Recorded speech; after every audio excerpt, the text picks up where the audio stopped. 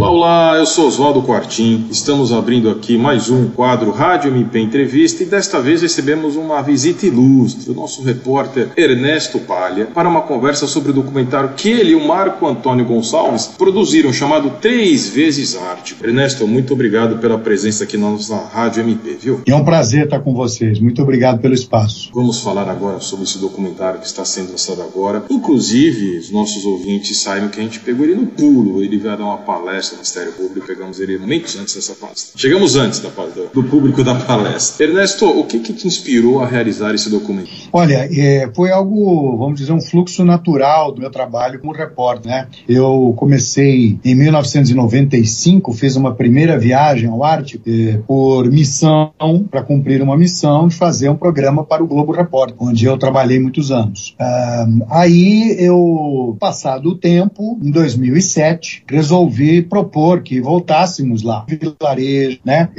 E voltei agora em 2023. Então, essa é, de forma extremamente resumida, o que eu fiz, né? Então, eu peguei os registros de um arco de tempo de quase 3 décadas, né? De 95 a 2023, visitando o mesmo local, que é uma vilazinha, que é o aldeamento indígena mais ao norte do planeta Terra, certo? O lugar mais ao norte, mais próximo do Polo Norte, apesar de que ainda tem uns 1.600 quilômetros de lá até o polo. Mas 1.600 quilômetros do polo é bem frio, posso garantir. Então é um lugar de difícil acesso, é um lugar remoto até mesmo dentro da Groenlândia. Porque o país que nós visitamos se chama Groenlândia. E a cidadezinha, que é uma cidade isolada do noroeste da Groenlândia, se chama Qaanaaq. É um nome diferente para nós, mas para eles lá, eles falam groenlandês. No caso lá, esse pessoal vive tão isolado, fala até um dialeto groenlandês. O pessoal do sul às vezes tem dificuldade para entender. Então você vê que é um lugar bem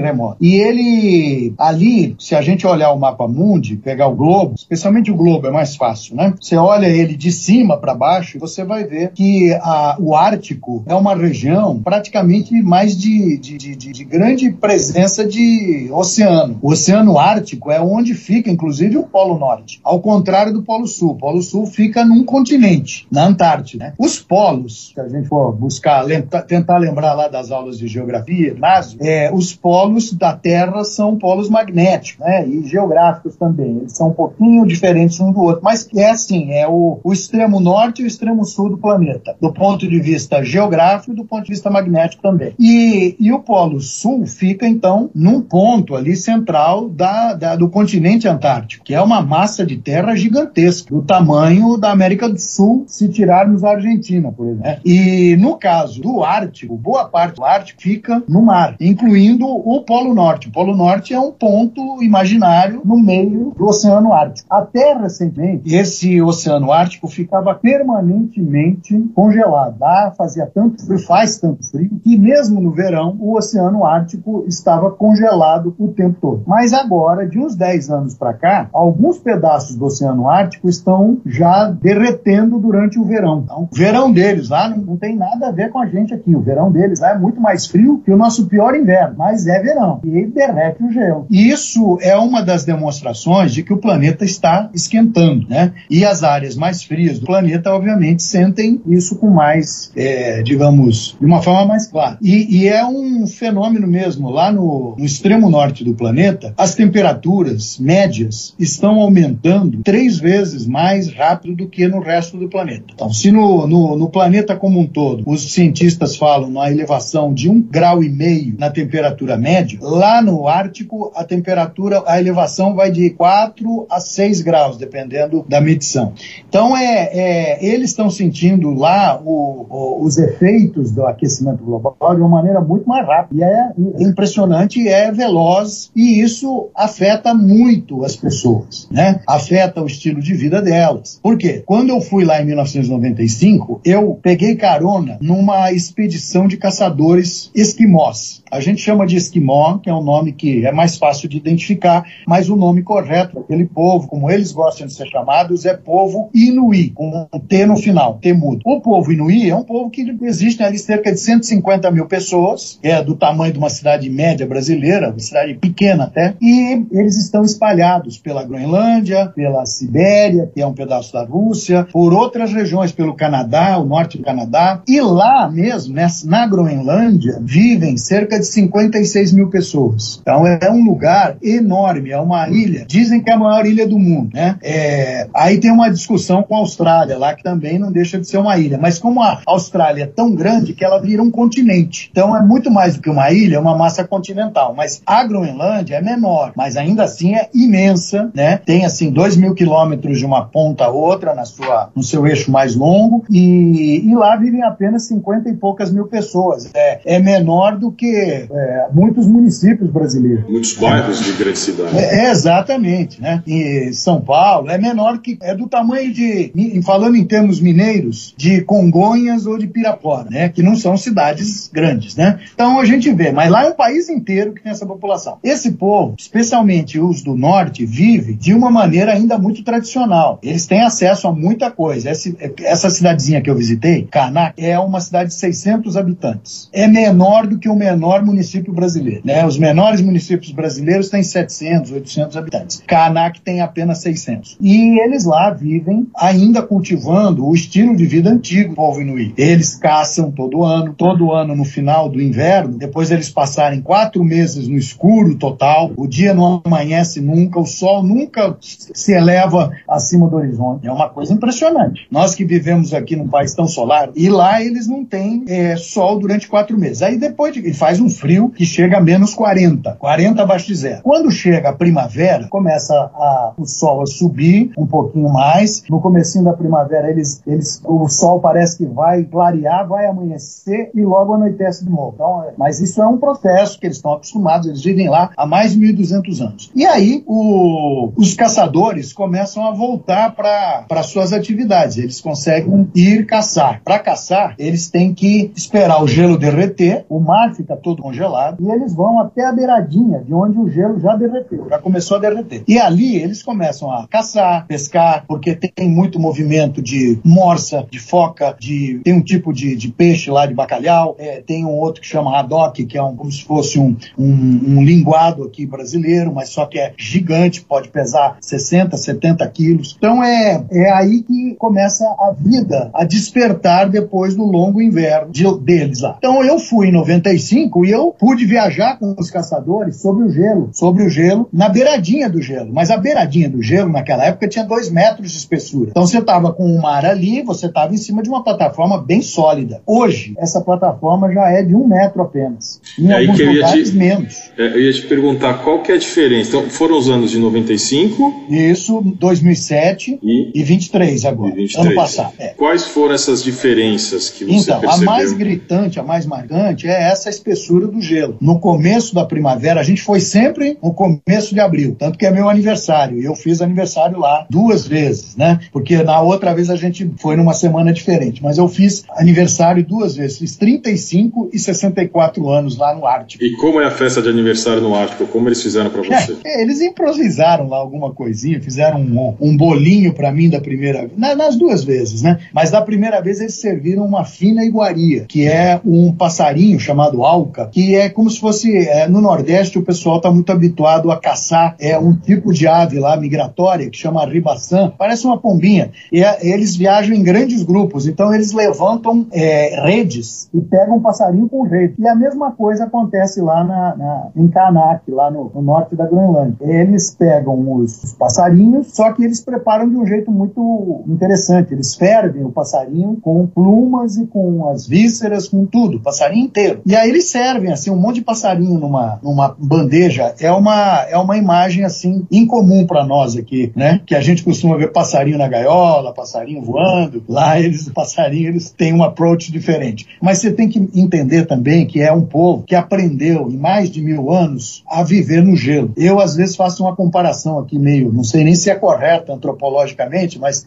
em termos assim muito leigos, Yanomamis. Eu digo que aquele povo, eles são os Yanomamis do gelo, né? O Yanomami, você solta ele na floresta, ele vai saber o que comer, o que não comer, ele vai olhar para um fruto, vai saber se aquilo é comestível, vai olhar para um cipó, vai saber onde tem água, né? A gente ficar lá na Amazônia, a gente pode morrer de sede e de fome, cercado de comida, porque a gente não sabe identificar.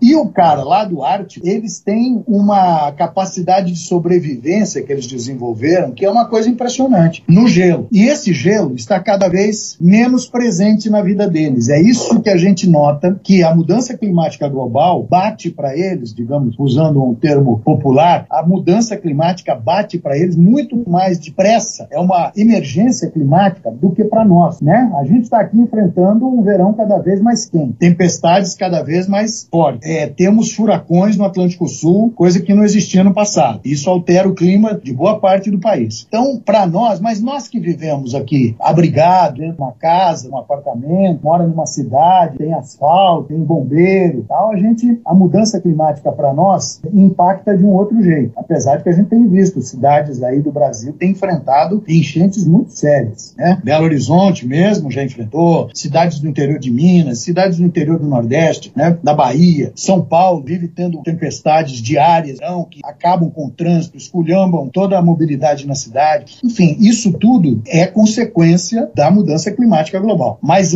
o pessoal lá, o povo inuí, está muito mais exposto. Eles têm, né, para eles, eles não estão vivendo em cidades cheias de edifícios e tudo mais. Eles vivem numa vilazinha de casas de madeira com aquecimento. A Groenlândia faz parte, apesar de ser um país autônomo, ele faz parte da Dinamarca, né? É um território dinamarquês. A moeda lá é a moeda dinamarquesa. Quem cuida da segurança e das relações exteriores do país, da educação, da infraestrutura, é a Dinamarca. Então, eles têm uma qualidade de vida boa, de um país rico do norte da Europa. Mas eles ainda vivem lá cercados de uma paisagem branca a maior parte do ano. É muito difícil o deslocamento. Para chegar lá, nós tivemos que ir pelo Canadá, pra você ter uma ideia. Em vez de ir para a Dinamarca, da Dinamarca para a Groenlândia, que tinha menos voos e menos oferta de espaço nos voos e tudo mais, nós fizemos essa viagem pelo Canadá. Fomos até a última cidade que tem voos comerciais no norte do Canadá, que se chama Resolute Bay. São cidades mineiras no norte do Canadá também. É um gelo a maior parte do tempo. Não tem plantação, não tem árvore, não tem floresta, não tem rio, é tudo congelado. E lá eles vivem basicamente da mineração. E de lá nós fomos de avião alugado, cruzamos o Atlântico Norte, já o Oceano Ártico, e ali fomos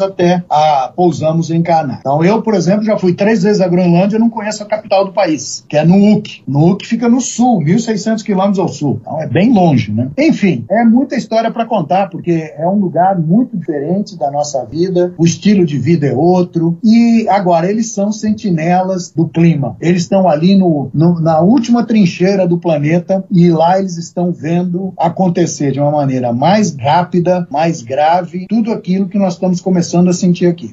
E além desse momento da espessura, né, da camada de gelo, o que mais que você percebeu lá que mudou, que eles estão tendo que se adaptar? Em função disso, a vida deles é toda, né, uma vida de um povo indígena, sempre foi baseado na caça. Agora, nos últimos anos, eles estão tendo menos volume de caça, os animais estão chegando mais perto, porque o gelo está derretendo mais depressa. Então, de um ponto de vista imediatista, vamos dizer, a pessoa que olha e fala, mas então ficou mais fácil a vida deles. De fato, está ficando. Mas isso é uma vantagem temporária, né? Você tem o problema que daqui a pouco esses animais vão ter todos os seus ciclos de vida a cada ano acelerados e alterados. Então, eles também estão enfrentando lá uma outra questão.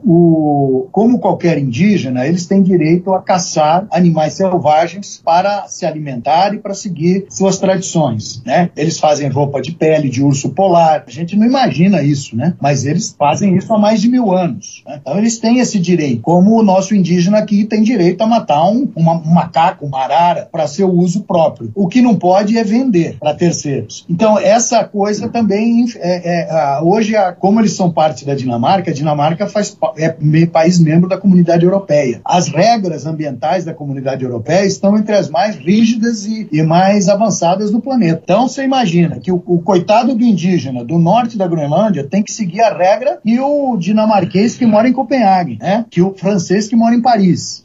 E eles se queixam um pouco disso também. Eles dizem, poxa, mas a gente sabe preservar o meio ambiente, a natureza, a gente vive disso há mais de um milênio. Agora, o mundo hoje cobra até do indígena lá uma atitude mais sustentável. E eles estão tentando se adaptar, né? Como eles durante uma época também, do começo do século passado, eles caçavam peles e vendiam. Até a década de 80 existia um comércio de peles para fazer roupas, agasalhos, e eram roupas caras que as mulheres mais ricas do planeta compravam, mesmo não vivendo num lugar tão frio. Viviam, enfim, Paris, Nova York, Londres. Era bacana usar um casaco de peles. Hoje é muito difícil você ver uma pessoa vestindo roupas feitas com peles de animais. Tem muita imitação, mas de pele mesmo, eu acho que é muito difícil, até porque tem ativistas que agridem. Já houve casos de pessoas vestindo roupa de pele em grandes cidades europeias e sendo agredidas com uma lata de tinta, por exemplo, de algum ativista ambientalista que não aceita aquilo. E de fato, você imaginar que alguém matou um animal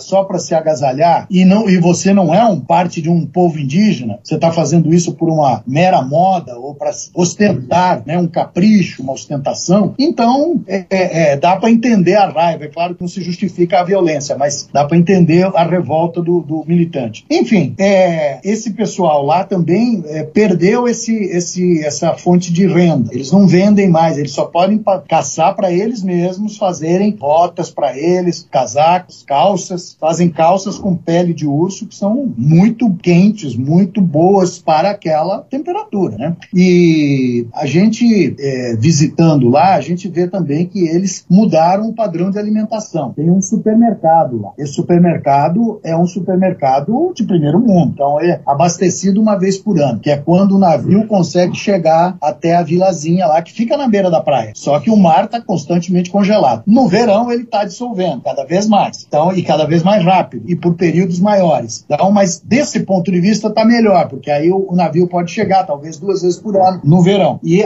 traz principalmente comida processada, enlatados. E eu tive a curiosidade de ir até o hospital local em Cana e descobri lá com as enfermeiras locais que agora tem metade da população está sofrendo de hipertensão, de pressão alta. Você vê, indígena com pressão alta, como se fosse um habitante de uma cidade grande, de qualquer lugar do mundo, urbanizado. Por quê? Porque eles estão comendo muito alimento processado. Eles estão comendo muito alimento do supermercado, que vem uma vez por ano, enlatado, gelado, né? E muda a alimentação. E tem muitos casos de diabetes. Então você vê como isso tudo... Agora, o ambiente, não sei se alguém aqui que nos ouve já foi à Amazônia. Se você olha a Amazônia de cima, principalmente se você sobrevoa a Amazônia, você vê extensões de mata verde, aquelas árvores gigantes. Você fala, não é possível. Onde é que está o desmatamento? E o desmatamento está acontecendo. Você tem que estar olhando do satélite para enxergar, né? Ou lá embaixo, você vê como eles tiram a árvore em volta e dentro da mata. Então,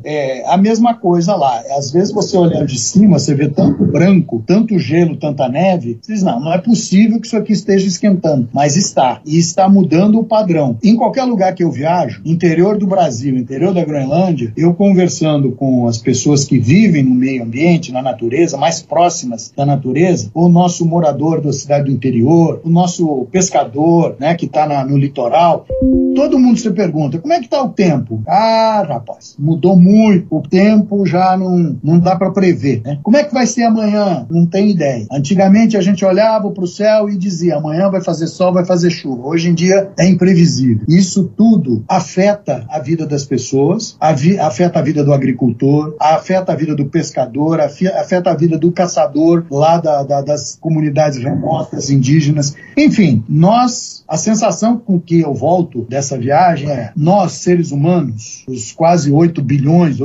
de moradores do planeta, apertamos o gatilho, a bala já saiu, não tem volta. Você não vai pegar a bala, já disparou, esse processo está disparado. O processo foi deflagrado e nós agora só nos resta tentar diminuir um pouco a velocidade. Não tem o que fazer para consertar o estrago. O estrago já começou a acontecer, já está acontecendo. O que a gente pode fazer é tentar diminuir um pouquinho essa velocidade para dar tempo para os cientistas, os pesquisadores encontrarem alguma solução. Nesse momento não há solução para a mudança climática global. A ciência não sabe como tirar gás carbônico da atmosfera de maneira eficiente, que possa mudar o clima. A ciência não sabe recongelar as geleiras da Groenlândia.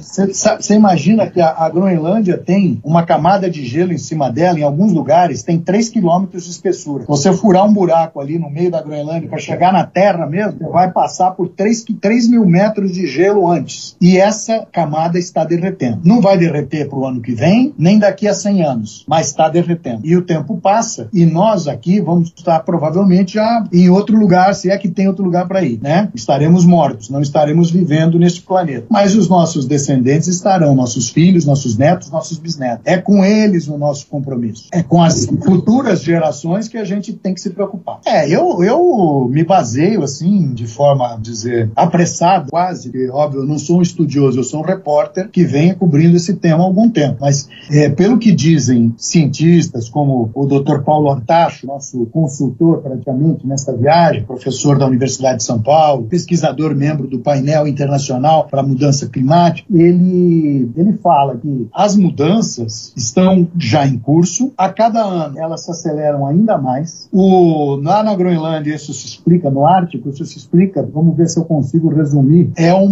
você imagina o Sol batendo numa superfície toda de neve ou gelo, tudo branco. Nós sabemos o quanto isso reflete. O calor do Sol é refletido por essa superfície branca. Quase 95%, mais de 90%. Quando você derrete o gelo, a superfície do mar que congelou, aquela camada que já foi de 2 metros, agora é de 1, quando você derrete aquilo, fica um mar escuro. O mar lá do Ártico é bem escuro. A água parece roxa, um tom bem escuro. Bate o Sol ali, ao contrário da neve e gelo, que refletem mais de 90%, ele absorve mais o oceano, né? E isso acaba derretendo mais depressa o que restou de gelo. E isso faz com que, quando começar a esfriar de novo no próximo inverno, a camada de gelo seja cada vez mais fina. Só tem o que eles chamam de gelo novo, porque antigamente você tinha gelo que estava lá há 1000 anos. Agora esse gelo está dissolvendo todo ano e congelando todo ano de novo. Então, isso faz com que ele seja mais fino, que a cada movimento do mar, cada tempestade, que também tem mais tempestade lá agora do que tinha antes. Do mesmo jeito que aqui. E isso quebra o gelo. Aí o gelo congela de novo, ele está todo craquelado. Inclusive, viajar de trenó por cima desse gelo é muito dolorido, porque você vai tomando pancada o tempo inteiro.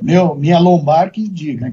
Enfim, o planeta tende a ter uma elevação do nível médio dos oceanos, né? Isso você vê, dissolve a geleira lá de 3 quilômetros de espessura da Groenlândia, onde essa água vai parar? No mar. O mar, a gente sabe, né? Se você encher uma piscina num canto, o outro canto vai subir junto. No oceano é a mesma coisa, né? Você elevou o nível do oceano Ártico, você está elevando automaticamente o nível de todos os oceanos. E já se tem cálculos, tem até um site na internet que você pode procurar lá, elevação do nível, simulação. Você tem umas simulações gráficas em que eles mostram que se subir, por exemplo, 5 centímetros o nível dos oceanos, 5 centímetros de nível médio, Rio de Janeiro, Recife, Natal, Santos, Niterói, todas as nossas grandes cidades litorâneas terão áreas muito grandes inundadas. Porque o mar, não é que ele sobe 5 centímetros e fica paradinho, ele continua mexendo. É onda que vai lambendo. A gente vê, várias cidades do Nordeste têm problema com erosão. O mar que antes não batia lá, está comendo pedaços de Olinda, Recife, né? A BR-101, em alguns trechos de Pernambuco, já teve que ser mudada de lugar para uma parte mais interna. Então, nós já estamos vendo o clima estará mudado, teremos mais extremos, fenômenos extremos, como dizem os meteorologistas, né? Mais tempestades, mais frio até, em algumas ocasiões, né? O norte da Europa poderá ficar mais frio, porque com toda a mudança na circulação de correntes marítimas, você tem menos água quente do oceano tropical indo lá para o norte e, consequentemente, a água fica mais fria e o clima da Noruega, Dinamarca, Suécia, Finlândia, em vários lugares vai ficar mais frio e vai ficar difícil viver lá, mais difícil do que é hoje. E no Nordeste do Brasil, teremos áreas com elevações de temperatura média de 5 graus centígrados. Então, imagina Cuiabá com 5 graus a mais de média. Imagina Corumbá, imagina Teresina, né? Imagina Juazeiro, as cidades do sertão nordestino, que já tem problemas com seca hoje em dia, né? Então, nós estamos caminhando para mudanças sérias. Alguns lugares do mundo vão ficar mais fáceis de morar. O próprio Canadá Canadá já começa a plantar, ter uma agricultura viável em lugares que antes, onde era impossível plantar. Você fala, bacana, né? Muito legal. Mas o problema é que nesses lugares não mora ninguém. E nos lugares onde mora muita gente vai ficar difícil de morar. O que vai acontecer? Essas pessoas vão ter que se mudar. Esses são os chamados refugiados do clima. Gente que não vai poder mais morar onde mora hoje. Já está acontecendo. Tem cidades do norte do Alasca que precisaram ser mudadas porque eram cidades à beira-mar e agora o mar está invadindo. Então, é isso que nós temos pela frente. Um planeta que vai ficar totalmente desorganizado, populações inteiras que serão afetadas, terão que mudar do lugar onde vivem, né? Isso tem implicações econômicas, demográficas, políticas, porque só no Brasil, a faixa de 100 quilômetros do litoral é a que mais tem população. Tem 100 milhões de pessoas morando. Vamos dizer que desses 100 milhões, só uns 20% sejam afetados. São 20 milhões de brasileiros que não vão estar felizes, né? Não estarão contentes. Eles vão ter que se mudar para outros lugares. E quem vai pagar essa mudança? Quem vai custear? Vão migrar para o interior do Brasil, que por sua vez também vai estar mais quente. Vai estar mais quente. Então, e assim segue. Nós teremos o país, por exemplo, o Brasil, que se organizou como nós o conhecemos ao longo dos últimos 500 anos, talvez ao longo dos próximos 50 tenha que mudar tudo, ou mudar muita coisa, né? Isso é assim, mas os caras moraram lá 1.200 anos, lá no Ártico, e se acostumaram com aquela dificuldade. Eles tiveram 1000 anos para se acostumar. Nós não teremos esse tempo. Eles mesmos não estão tendo tempo para se adaptar. Então, agora a coisa toda é muito mais veloz. E nós também somos mais exigentes. Quando o cara mudou lá para o Ártico 1.200 anos atrás, ele era um homem das cavernas, né? Ele não queria internet, luz elétrica, aquecimento, comida enlatada. Não, ele vivia. Se desse para caçar, caçava. Se não desse para caçar, passava fome. Nós somos outro tipo de ser humano, né? Nós mudamos muito também. Então, como é que é a nossa capacidade de adaptação a esse tipo de dificuldade? Essa que é o desafio que vai dizer. Eu não tenho soluções, a ciência também não tem, pelo que eu ouço, mas o que nós temos é a necessidade de prestar atenção e ter a consciência de que nós estamos para enfrentar tudo isso. Já estamos vivendo e a coisa vai acontecer de forma muito veloz. O importante é cada cidadão fazer a sua parte e quem sabe junto a gente consegue minimizar tudo isso. Com certeza, com certeza. E eu não posso deixar de lembrar que eu estou falando tudo isso em Minas Gerais, né? A terra que tem uma vocação para mineração, né? Desde a sua fundação, ela nasceu em torno disso, não é à toa que tem o nome que tem, né? E é uma atividade que sabemos tem muito impacto na natureza. Então chegou a hora de olhar e falar assim, puxa, nós tivemos já 2 grandes desastres em Minas Gerais, o Ministério Público atuou de forma contundente, com grande agilidade e com importância nesse trabalho, e como é que faz, né? É o caso de continuar tirando minério do chão como se não houvesse amanhã, ou será que a gente tem que começar a pensar um pouco em alternativas? São questões, eu não estou dizendo que é simples. Eu sei, eu gosto de minério, eu moro em casa construída com material tirado da terra. É cimento, é aço, eu uso o celular, a gente está se comunicando com equipamentos eletrônicos que dependem da mineração. Agora, temos que pensar mais nisso, não podemos ir consumindo irresponsavelmente como se não houvesse amanhã e como se todos os recursos, como se o planeta não tivesse fim. O planeta talvez não tenha, mas a nossa vida no planeta sim. E falando em amanhã, Ernesto, eu gostaria de conversar com você até amanhã.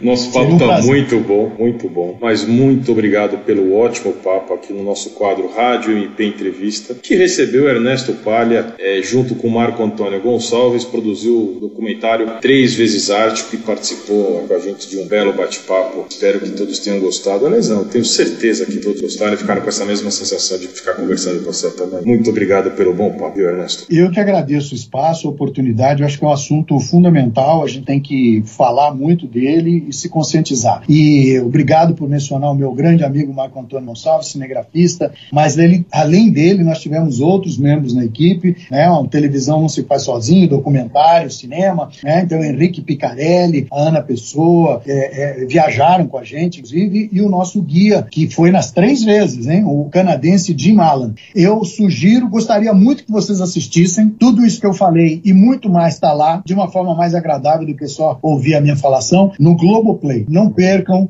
3 vezes Ártico. São 3 episódios e eu espero que vocês gostem.